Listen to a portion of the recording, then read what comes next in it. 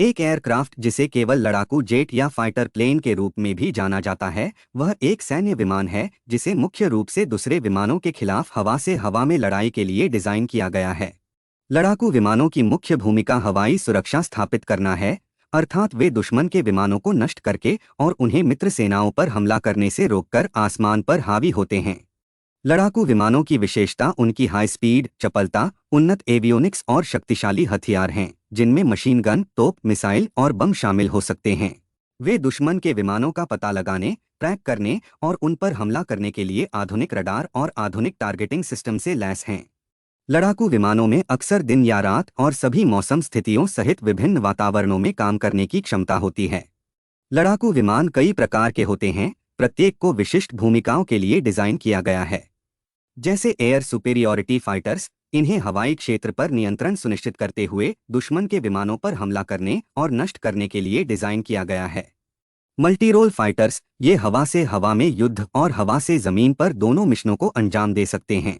वे बहुमुखी हैं और विभिन्न युद्ध परिदृश्यों के लिए अनुकूलित किए जा सकते हैं। इंटरसेप्टर फाइटर्स, इन्हें दुश्मन के विमानों, विशेषकर बमवर्षकों को उनके लक्ष्य तक पहुंचने से पहले रोकने और नष्ट करने के लिए डिजाइन किया गया है। स्टील्थ फाइटर्स, इनमें दुश्मन के रडार की पकड़ से बचने के लिए उन्नत स्टील्थ तकनीक होती है।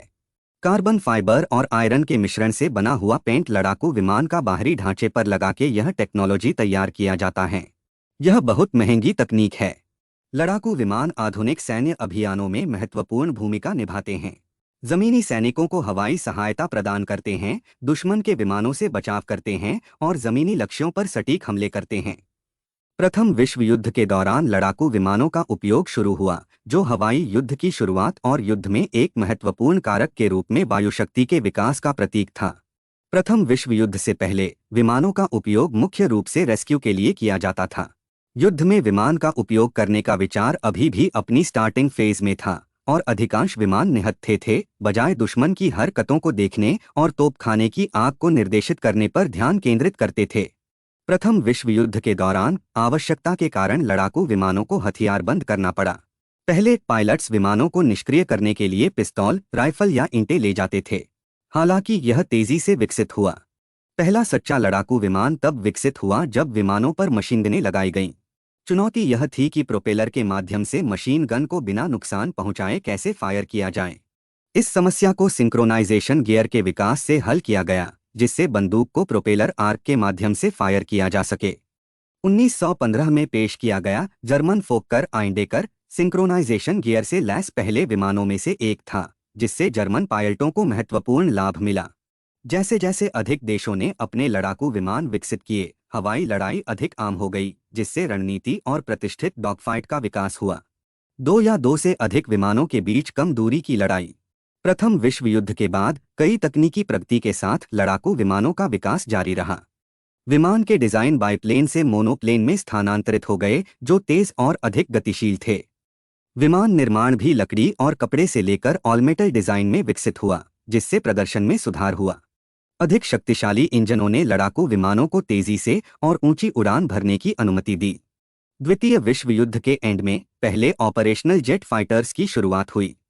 आज लड़ाकू विमान एक इम्पोर्टेंट मशीन है जो जटिल और शत्रुतापूर्ण सिचुएशन में कई प्रकार के मिशनों को अंजाम देने में सक्षम हैं, जो उन्हें दुनिया भर में आधुनिक वायु सेनाओं का एक महत्वपूर्ण पार्ट बनाती है।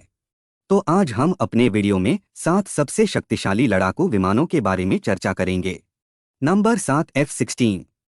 F-16 फाइटिंग फाल्कन एक मल्टीरोल फाइटर एयरक्राफ्ट है, जिसे मूल रूप से अमेरिकी वायुसेना के लिए जनरल डायनेमिक्स और लॉकहीड मार्टिन द्वारा विकसित किया गया है।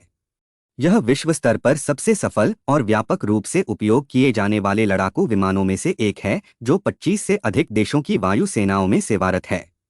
F-16 की पहली उड़ान 20 जनवरी 1974 को हुआ था, लेकिन इस लड़ाकू विमान ने वास्तव में अपने देश की सेवा करना शुरू किया 17 अगस्त 1978 से। अमेरिकी वायुसेना, इजराइल, तुर्की, दक्षिण कोरिया जैसा देश इस लड़ाकू विमान का इस्तेमाल कर रहे हैं। निरंतर डेवलपमेंट और मॉडर्नाइजेशन के साथ इसको 5000 के लगभग संख्या में बनाए जा चुके हैं। यह मल्टीरोल एयरक्राफ्ट हवा से हवा में युद्ध और हवा से जमीन पर हमला करने में सक्षम है। Single Pratt and general electric F-110 turbofan engine द्वारा यह संचालित है। 50,000 फीट ऊंचाई पर लगभग 2,414 किलोमीटर प्रति घंटा इसका उड़ान क्षमता है। हथियार की बात करें तो इंटरनल 20 मिमी M61 वल्कन तोप, हवा से हवा में मार करने वाली मिसाइलें M9 साइडवाइंडर, M120 हवा से जमीन पर मार करने वाली मिसाइलें AGM-65 मैवरिक, लेजर निर्देशित बम और भी अन्य युद्ध सामग्री शामिल हैं। उन्नत रडार सिस्टम जैसे AN/AGP-68 इलेक्ट्रॉनिक युद्ध प्रणाली और एक परिष्कृत फ्लाई बाय वायर नियंत्रण प्रणाली इसे एडवांस बनाया है। F-16 एयरक्राफ्ट के 6 वेरिएंट होते हैं। प्रारंभिक उत्पादन संस्करण a single seat, B double seat है। C&D उन्नत एवियोनिक्स और हर मौसम में परिचालन की क्षमता के साथ उन्नत संस्करण। E&F ब्लॉक 60 संस्करण, जिसमें उन्नत एवियोनिक्स, अनुरूप ईंधन टैंक और अधिक शक्तिशाली इंजन शामिल हैं। F-16V वाइपर आधुनिक कॉकपिट डिस्प्ले और अन्य एवियोनिक्स संवर्धन के साथ नवीनतम उन्नयन है। F-16 का खाड़ी युद्ध, इराक युद्ध, अफगानिस्तान और मध्य पूर्व में विभिन्न अभियानों जैसे संघर्षों में व्यापक युद्धक उपयोग देखा गया है। इसकी विश्वसनीयता और बहुमुखी प्रतिभा के कारण व्यापक रूप से प्रशिक्षण विमान के रूप में उपयोग किया जाता है। उन्नत सिस्टम और हथियारों में निरंतर उन्नयन यह सुनिश्चित करता है कि F-16 आधुनिक युद्ध वातावरण में प्रभावी बना रहे। F-16 कई देशों द्वारा उपयोग किया जाता है, जो इसे दुनिया में सबसे व्यापक रूप से तैनात लड़ाकू विमानों में से एक बनाता है। समय और विकास के अनुसार F-16 लड़ाकू विमानों की कीमत में बढ़ोतरी की गई है। एक F-16 विमान की कीमत लगभग $70 मिलियन भारतीय रुपए में 600 करोड़ है। छठे नंबर पर है डसॉल्ट राफेल। डसॉल्ट राफेल एक फ्रांसीसी जुड़वा engine canard delta wing multirole लड़ाकू विमान है, जिसे डसॉल्ट एविएशन द्वारा डिजाइन और निर्मित किया गया है। राफेल को 1980 के दशक में फ्रांसीसी वायुसेना के लड़ाकू विमानों के पुराने बेड़े के प्रतिस्थापन के रूप में विकसित किया गया था। इसने 1986 में अपनी पहली उड़ान भरी और 2000 में फ्रांसीसी वायुसेना के साथ सेवा में प्रवेश किया। राफेल को भारत, मिस्र, कतर, ग्रीस, इंडोनेशिया और क्रोएशिया सहित कई देशों में निर्यात किया गया है। अपने डेल्टा विंग डिजाइन और उन्नत फ्लाई बाय वायर उड़ान नियंत्रण प्रणाली के कारण राफेल एक अत्यधिक गतिशील विमान है। यह सेंसर और हथियारों की एक विस्तृत श्रृंखला से लैस है, जो इसे हवाई सुरक्षा, अंतर्विरोध, जमीनी समर्थन और परमाणु निरोध सहित विभिन्न प्रकार के मिशनों को करने में सक्षम बनाता है। राफेल को भूमि बेस और विमान वाहक दोनों से संचालित करने के लिए भी डिजाइन किया गया है। राफेल विमान 3 वेरिएंट में है। भूमि आधारित संचालन के लिए सिंगल सीट C वेरिएंट, भूमि आधारित संचालन के लिए 2 सीटों वाला B वेरिएंट, नेवी के विमान वाहक आधारित संचालन के लिए single seat M variant.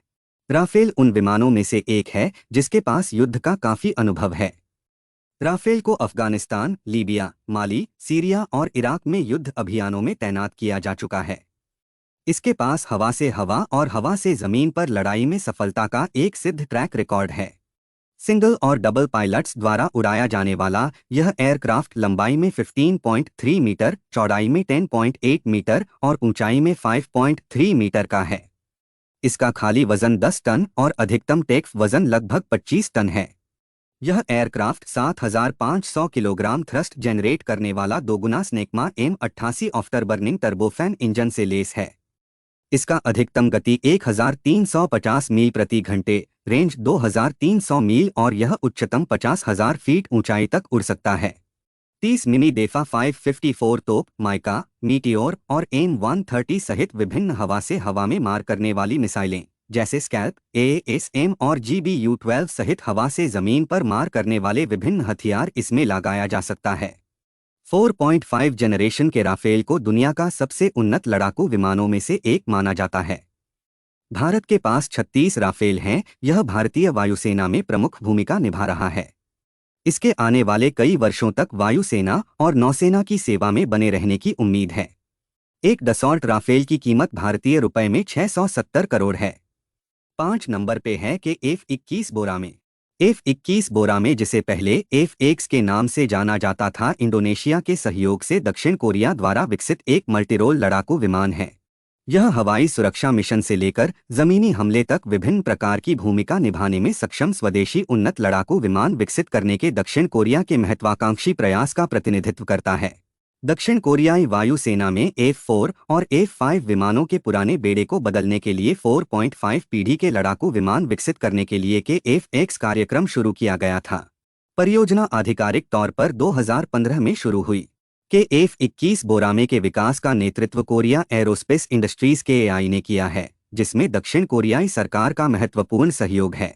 Indonesia शुरू में इस परियोजना में एक भागीदार के रूप में शामिल हुआ और विकास लागत का 20% वहन करने और कुछ टेक्नोलॉजी प्राप्त करने के लिए प्रतिबद्ध था। के F-21 बोरामे ने 19 जुलाई 2022 को अपनी पहली उड़ान भरी, जो दक्षिण कोरिया की रक्षा क्षमताओं में एक महत्वपूर्ण मील का पत्थर है। के F-21 बोरामे एक 4.5 पीढ़ी का लड़ाकू विमान है, जिसे F-35 जैसे 5वीं पीढ़ी के लड़ाकू विमानों की तुलना में कम गुप्त रखने के लिए डिजाइन किया गया है, लेकिन इसमें अभी भी उन्नत एवियोनिक्स, सेंसर और कम रडार क्रॉस सेक्शन तकनीक शामिल नहीं है। विमान 2 जनरल इलेक्ट्रिक F-414 इंजनों द्वारा संचालित है, जो उच्च गति प्रदर्शन के लिए आवश्यक जोर प्रदान करते हैं। इसका अधिकतम गति लगभग 2235 किलोमीटर प्रति घंटा है। रेंज और लड़ाकू त्रिज्या का खुलासा नहीं किया गया है, लेकिन क्षेत्रीय रक्षा अभियानों के लिए उपयुक्त लड़ाकू त्रिज्या होने की उम्मीद है, जो संभवतः 1000 किलोमीटर से अधिक हो सकती है। बोरामे को विभिन्न प्रकार के हथियारों से लैस किया जा सकता है, जिसमें हवा से हवा में मार करने वाली मिसाइलें, हवा से जमीन पर मार करने वाली मिसाइलें, निर्देशित बम और 20 मिमी की आंतरिक तोप शामिल हैं। भविष्य के संस्करणों में दक्षिण कोरिया द्वारा विकसित स्वदेशी हथियार भी हो सकते हैं। यह विमान उन्नत एवियोनिक्स सिस्टम से सुसज्जित है, जिसमें सक्रिय इलेक्ट्रॉनिक रूप से स्कैन किए गए एरे रडार, इंफ्रारेड टेक्नोलॉजी और ट्रैक सिस्टम और इलेक्ट्रॉनिक युद्ध प्रणाली शामिल हैं। विमान के कई वेरिएंट होने की उम्मीद है, जिसमें सिंगल सीट, ट्विन सीट और संभावित रूप से नौसेना संचालन के लिए अनुकूलित वेरिएंट शामिल है। बोरामे को हवाई सुरक्षा, जमीनी हमले और रेस्क्यू सहित कई प्रकार के मिशनों को पूरा करने के लिए डिजाइन किया गया है। हालांकि बोरामे पूर्ण स्टील्थ लड़ाकू विमान नहीं है, लेकिन इसमें कुछ स्टील्थ विशेषताएं शामिल हैं, जैसे भविष्य के वेरिएंट में आंतरिक हथियार खंड और इसके रडार क्रॉस सेक्शन को कम करने के लिए रडार अवशोषित सामग्री। दक्षिण कोरिया ने 120 से अधिक KF बोरामे लड़ाकू विमानों का उत्पादन करने की योजना बनाई है, जिसकी प्रारंभिक डिलीवरी 2020 के मध्य से होना शुरू हो गया है। इस विमान का उद्देश्य दक्षिण कोरियाई वायुसेना की रीढ़ बनना है। दक्षिण कोरिया इस विमान को एक निर्यात उत्पाद के रूप में पेश कर रहा है, उन देशों को टारगेट कर रहा है जिन्हें उन्नत लड़ाकू विमानों की आवश्यकता है, लेकिन वे F-35 जैसे 5वीं पीढ़ी के विमान नहीं खरीद सकते। बोरामे दक्षिण कोरिया के लिए एक महत्वपूर्ण तकनीकी उपलब्धि का प्रतिनिधित्व करता है, जो वैश्विक रक्षा उद्योग में एक प्रमुख खिलाड़ी के रूप में इसके उद्भव को दर्शाता है। बोरामे का विकास दक्षिण कोरिया की रक्षा क्षमताओं को बढ़ाता है और विदेशी सैन्य टेक्नोलॉजी पर निर्भरता कम करता है, जो कोरियाई प्रायद्वीप पर सुरक्षा स्थिति को देखते हुए महत्वपूर्ण है। बोरामे दक्षिण कोरिया की अधिक रक्षा आत्मनिर्भरता और तकनीकी उन्नति की खोज में एक महत्वपूर्ण कदम है। हर बोरामे की कीमत भारतीय रुपए में लगभग 415 करोड़ है। चौथे नंबर पर है Lockheed Martin F-22 Raptor. F-22 Raptor अमेरिकी वायुसेना के लिए विकसित 5वीं पीढ़ी, सिंगल सीट, ट्विन इंजन, हर मौसम में काम करने वाला स्टील्थ सामरिक लड़ाकू विमान है। इसे मुख्य रूप से एक हवाई सुरक्षा सेनानी के रूप में डिजाइन किया गया था, लेकिन इसमें जमीनी हमले, इलेक्ट्रॉनिक युद्ध और सिग्नल खुफिया क्षमताएं भी हैं। F-22 को बोइंग के साथ साझेदारी में लॉकहीड मार्टिन द्वारा विकसित किया गया था। लॉकहीड मार्टिन अधिकांश एयरफ्रेम, हथियार प्रणालियों और अंतिम असेंबली के लिए जिम्मेदार था, जबकि बोइंग ने पंख, पिछला धड़, एवियोनिक्स एकीकरण और प्रशिक्षण प्रणाली प्रदान की थी। F-22 की पहली उड़ान 7 सितंबर 1997 को हुई थी।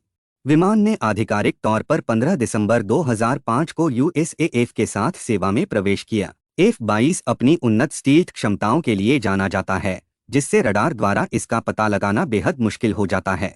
इसके एयरफ्रेम डिजाइन, सामग्री और कोटिंग्स सभी इसके रडार क्रॉस सेक्शन को कम करने में योगदान करते हैं। अधिकांश लड़ाकू विमानों के विपरीत F-22 आफ्टर बर्नर का उपयोग किए बिना सुपरसोनिक गति से उड़ान भर सकता है।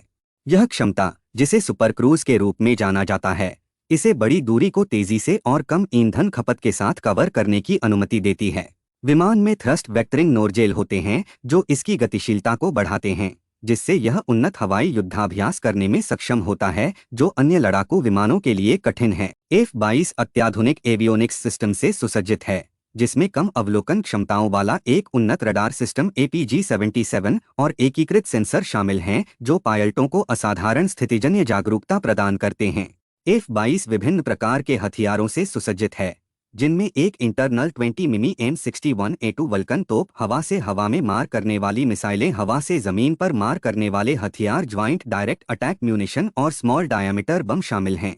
रैप्टर की अधिकतम गति 2414 किलोमीटर प्रति घंटा और रेंज बाहरी ईंधन टैंक के साथ लगभग 3000 किलोमीटर है। F-22 दो Pratt and Whitney afterburning turbofan engine द्वारा संचालित होता है।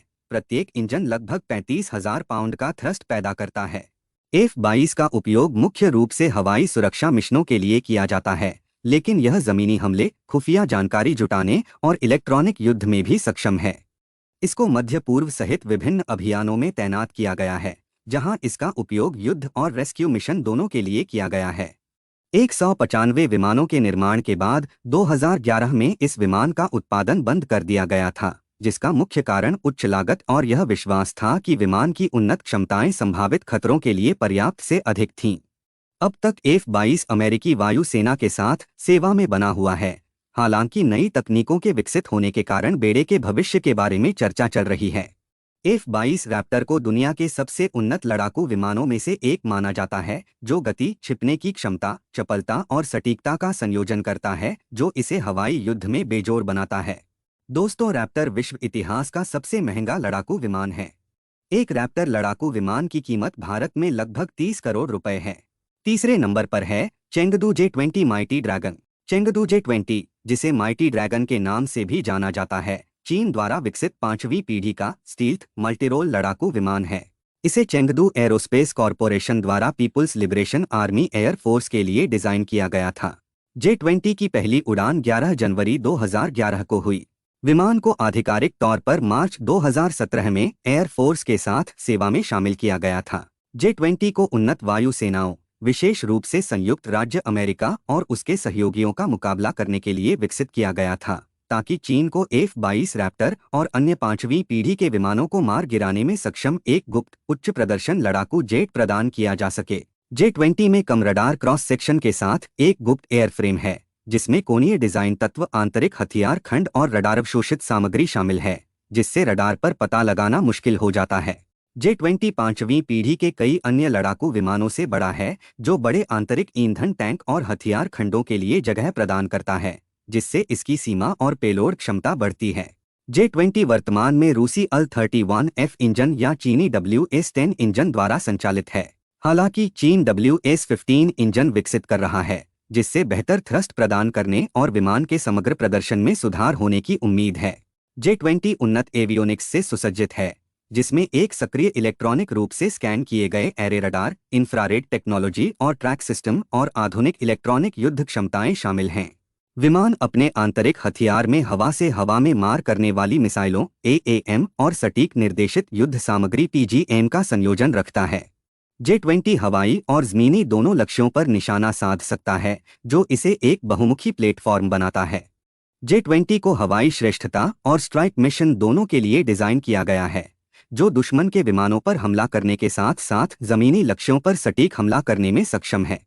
इसकी बड़ी आंतरिक ईंधन क्षमता के कारण J-20 में एक महत्वपूर्ण परिचालन सीमा है, जो इसे लंबी दूरी के मिशनों के लिए उपयुक्त बनाती है। इसकी गुप्त विशेषताओं को इस तरह से डिजाइन किया गया है कि यह भारी सुरक्षा वाले हवाई क्षेत्रों में प्रवेश कर सके और आसानी से पता लगाए बिना लक्ष्य पर हमला कर सके। J-20 की तुलना अक्सर अमेरिकी F-22 रैप्टर और F-35 लाइटनिंग से की जाती है। हालांकि यह स्टील्थ और एवियोनिक्स में इन विमानों से मेल खाता है, लेकिन इसकी चपलता, इंजन शक्ति और समग्र युद्ध क्षमताओं के बारे में बहस चल रही है। J-20 चीन के सैन्य आधुनिकीकरण प्रयासों का एक महत्वपूर्ण एग्जाम्पल है, जिसका उद्देश्य एशिया प्रशांत क्षेत्र में चाइना की शक्ति प्रोजेक्ट करने और हवाई सुरक्षा बनाए रखने की क्षमता को बढ़ाना है। J-20 में इसकी शुरुआत के बाद से लगातार अपग्रेड्स देखे गए हैं, जिसमें नए एवियोनिक्स, इंजन एनहांसमेंट और बेहतर स्टील्थ फीचर्स शामिल हैं।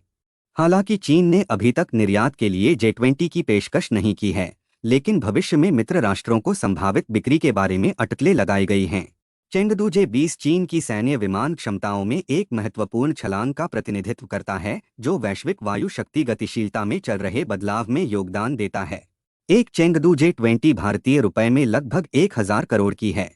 दोस्तों, कहने को तो ये तीसरा सबसे खतरनाक लड़ाकू विमान है, लेकिन हम सभी चीनी उत्पादों के बारे में जानते हैं, ये विश्वसनीय नहीं हैं। दूसरे स्थान पर है सुखोई SU-57। सुखोई SU-57 पांचवीं पीढ़ी का मल्टीरोल स्टील्थ लड़ाकू विमान है, जिसे रूस की सुखोई कंपनी ने रूसी वायुसेना के लिए विकसित किया है। इसे हवाई सुरक्षा और हमले के मिशनों को पूरा करने के लिए डिजाइन किया गया है, जिसमें छिपना, सुपरमैन्यूवरेबिलिटी, उन्नत एवियोनिक्स और विभिन्न प्रकार के हथियार ले जाने की क्षमता शामिल है। सुखोई 57 में अपने रडार क्रॉस सेक्शन को कम करने के लिए स्टील्थ तकनीक को शामिल किया गया है, जिससे यह पहचान से बच सके। यह मिश्रित सामग्रियों, आंतरिक हथियार खंडों और सावधानीपूर्वक डिजाइन किए गए एयरफ्रेम के उपयोग के माध्यम से प्राप्त किया जाता है।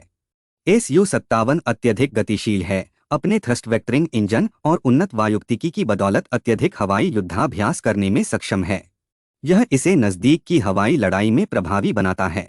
सुखोई SU-57 दो AL-41F1 इंजनों द्वारा संचालित है, लेकिन भविष्य के मॉडल अधिक उन्नत होने की उम्मीद है, जो अधिक जोर और दक्षता प्रदान करेगा। विमान मैक 2 तक की गति प्राप्त कर सकता है और इसमें सुपर क्रूज क्षमता मतलब आफ्टरबर्नर के बिना निरंतर सुपरसोनिक उड़ान की क्षमता है। सुखोई 57 में उन्नत एवियोनिक्स प्रणालियां हैं, जिनमें एक परिष्कृत रडार, एक अवरक्त टेक्नोलॉजी और ट्रैक प्रणाली और एक सिंगल इलेक्ट्रॉनिक वॉरफेयर सूट शामिल है। कॉकपिट एक विस्तृत क्षेत्र डिस्प्ले से सुसज्जित है और इसे डेंजरस सिचुएशन में जागरूकता के लिए डिजाइन किया गया है, जिससे पायलट को कई कार्यों को प्रभावी ढंग से प्रबंधित करने की अनुमति मिलती है।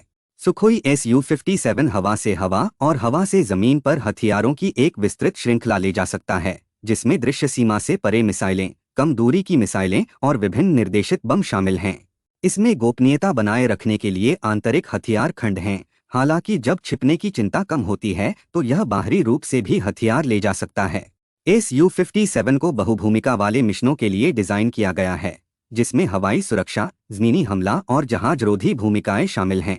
इसका परीक्षण सीरियाई संघर्ष सहित विभिन्न युद्ध परिवेशों में किया गया है, जहां इसे वास्तविक दुनिया के मूल्यांकन के लिए तैनात किया गया था।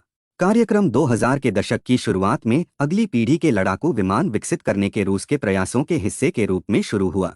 सुखोई SU-57 की पहली उड़ान 2010 में हुई थी और तब से विमान का व्यापक परीक्षण और मूल्यांकन किया गया है। उत्पादन अपेक्षाकृत धीमा रहा है। उत्पादन दर बढ़ने के साथ रूसी वायुसेना को धीरे धीरे अधिक फाइटर प्राप्त हो रही हैं। अभी तक सुखोई 57 रूसी वायुसेना के साथ सीमित सेवा में है। मुख्य रूप से रूस के लिए विकसित यह एयरक्राफ्ट अन्य देशों की रुचि को आकर्षित किया है, लेकिन कोई महत्वपूर्ण निर्यात ऑर्डर की पुष्टि नहीं की गई है। सुखोई 57 रूस के सबसे उन्नत लड़ाकू विमान का प्रतिनिधित्व करता है और इसके सैन्य आधुनिकीकरण प्रयासों का एक प्रमुख एग्जाम्पल है। इसे अमेरिकी F-22 रैप्टर और F-35 लाइटनिंग जैसे अन्य पांचवी पीढ़ी के लड़ाकू विमानों के विरोध के रूप में तैनात किया गया है। एक सुखोई 57 की कीमत भारतीय रुपए में लगभग 800 करोड़ रुपए है। दोस्तों, अब समय है सूची में प्रथम स्थान का। दुनिया का सबसे खतरनाक लड़ाकू विमान है Lockheed Martin F-35 lightning. Lockheed Martin F-35 lightning single engine stealth multirole लड़ाकू विमानों का एक परिवार है जो जमीनी हमले, रेस्क्यू और वायुरक्षा मिशनों को करने के लिए डिजाइन किया गया है। F-35 तीन मुख्य वेरिएंट में आता है। F-35A पारंपरिक टेक और लैंडिंग संस्करण। इसका उद्देश्य अमेरिकी वायुसेना में F-16 फाइटिंग फाल्कन और A-10 थंडरबोल्ट को प्रतिस्थापित करना है। F-35B जो शॉर्ट टेक और वर्टिकल लैंडिंग वेरिएंट है। यह छोटे रनवे से और यहां तक कि बिना गुलेल वाले जहाजों से भी काम कर सकता है, जो इसे अमेरिकी marine core, UK royal navy और समान आवश्यकताओं वाले अन्य बलों के लिए उपयुक्त बनाता है। F-35C विमानवाहक पोत पर मिसाइल प्रक्षेपण के लिए डिजाइन किया गया एयरक्राफ्ट कैरियर आधारित संस्करण है। इसमें वाहक संचालन के लिए बड़े पंख और अधिक मजबूत लैंडिंग गियर हैं।